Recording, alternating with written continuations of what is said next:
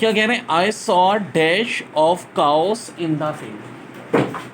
अब यहाँ डैश में बात हो रही है बहुत सारी काउस की, यानी ग्रुप, लेकिन जानवरों के ग्रुप के लिए कुछ मखसूस नाम होते हैं और ये कलेक्टिव नाउन होते हैं। जैसा कि हर्ड कहते हैं काउस या मवेशी के ग्रुप को, स्वैम कहते हैं इंसेक्ट्स के ग्रुप को, और ये जो लास्ट डी है फ्लॉक, ये बर्ड्स या शिप के ग्रुप के लिए आता है, भेड़ों या परिंदों के ग्रुप के लिए, कीड़ों के ग्रुप के लिए सॉम, और काओसमी जितने मवेशी होते हैं इनके लिए यूज़ होता है हर्ड।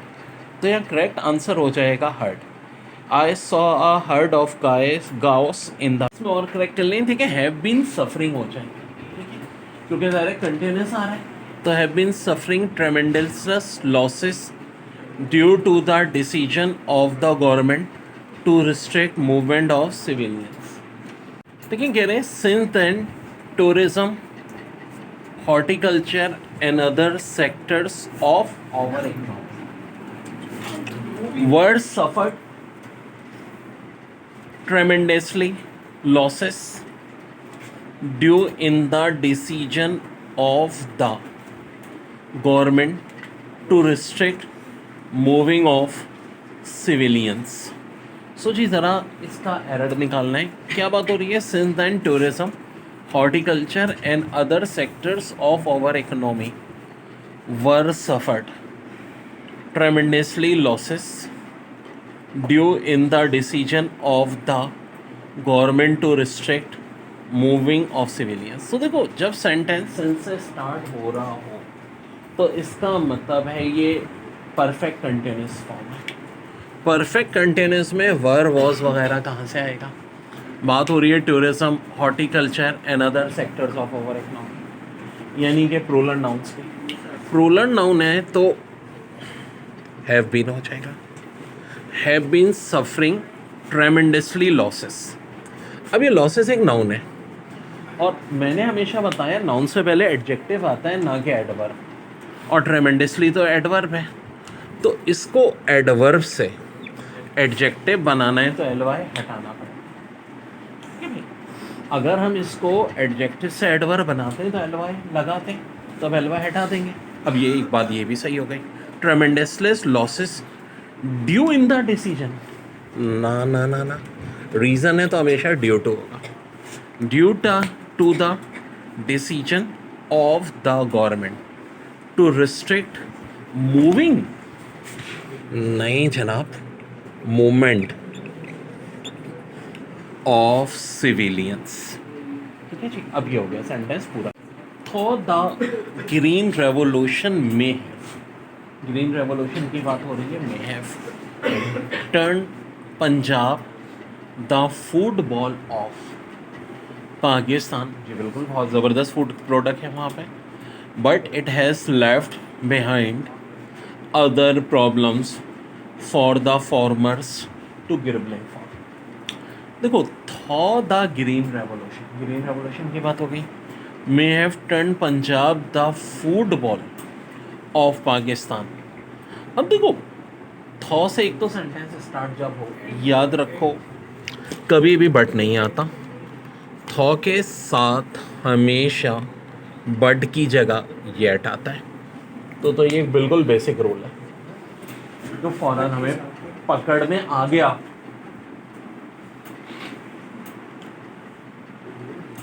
आगे देखें, green revolution may have turn Punjab the, ये क्या, पंजाब द शुगर नहीं जी, Punjab into the, Punjab into the football of Pakistan, yet it has left behind other, ठीक है, problems for the farmers to grabbling for. Grabbling के meaning होते हैं struggle, तो यहाँ ना ग्रैबलिंग के साथ प्रेपोजिशन हमेशा with grappling, to grappling with. So अब जो सिचुएशन हुई, though the green revolution may have turn Punjab into the, अब फुटबॉल एक नाउन है, ऑफ फिर पाकिस्तान बिल्कुल सही है, बट यार येट से अब एक नई चीज़ शुरू हो रही है तो इट के साथ है सही है, लेफ्ट बिहाइंड अदर प्रॉब्लम्स बिल्कुल सही, for the former to grappling with the attendance of the students. देखिए ऑफ से पहले भी नाउन, ऑफ के बाद भी नाउन, बिल्कुल सही है जी. May be negligent. अब एक लफ्ज़ होता है नेग्लिजेंट, ठीक है. आगे क्या है, but the registration of students for upcoming class 10 and class 12 examinations have pick up in all high school. तो देखो नेग्लिजेंट के मीनिंग होते हैं अवॉइडेबल, इग्नोरेबल, और नेग्लिजेंस के मीनिंग होते हैं ऑलमोस्ट नन, तकरीबन ना होने के बराबर. तो यार नेग्लिजेंट तो मुझे बिल्कुल भी सूट नहीं कर रहा, या नेग्लिजेंट की जगह नेग्लिजेंस होगा. क्यों भाई?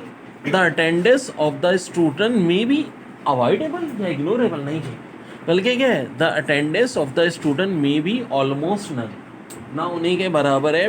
But the registration of student for upcoming class 10 and class 12 examination have pick up in all high school. Attendance नहीं भी है फिर भी क्या हो रहा है, ऑलमोस्ट नन है. तो पहली गलती तो है नेग्लिजेंट की जगह नेग्लिजेंस, ठीक है जी. अब आगे देखो बात किसकी हो रही है. बट के बाद हमेशा सेंटेंस चेंज हो जाता है, एंड या बट के बाद क्लॉज, एक नई क्लॉज शुरू होती है. रजिस्ट्रेशन, एक नाउन आ गया, सिंगल सब्जेक्ट, ऑफ किसकी जी, स्टूडेंट्स, ठीक है जी, ये भी नाउन है.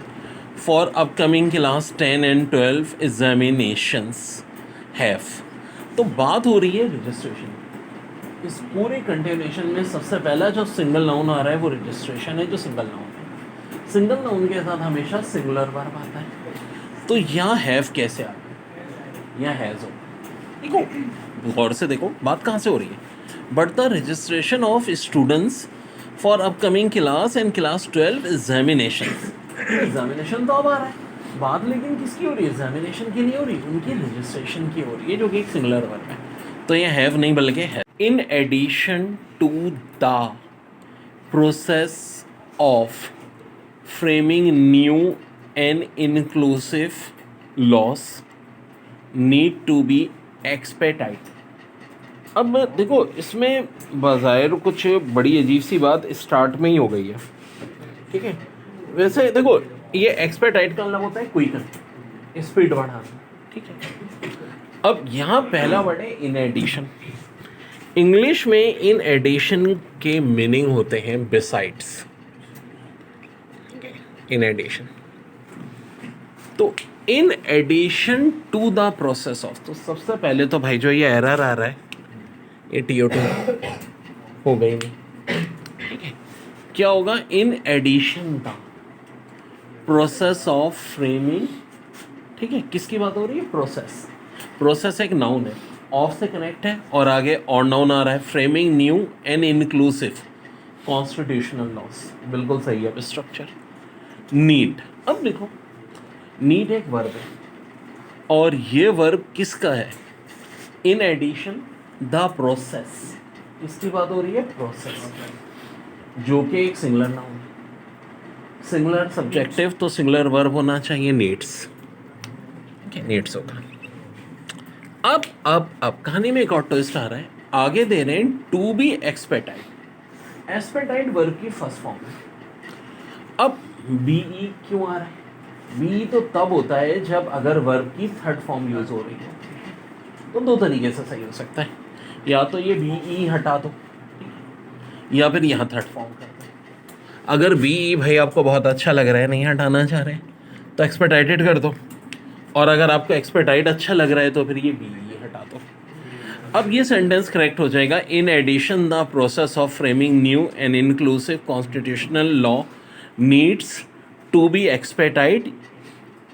expedited या needs to expedite.